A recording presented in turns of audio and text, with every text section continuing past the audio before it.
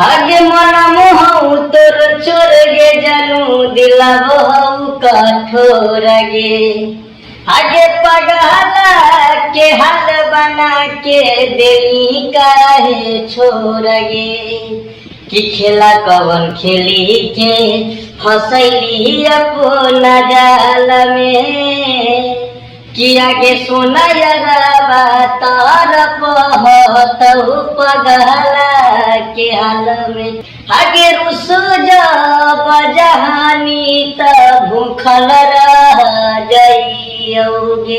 तोरा बिना हे गे सोना खनमो न खइयोगे। कि नाम बदनाम के फसले अपना जाल में।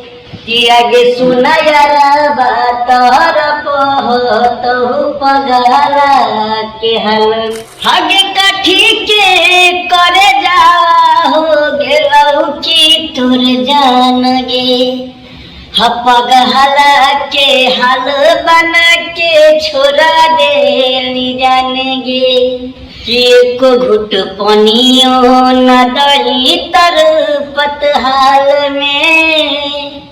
कि आगे सोना यारा तार पहतहु पगला के हाल में। कि आगे सोना यारा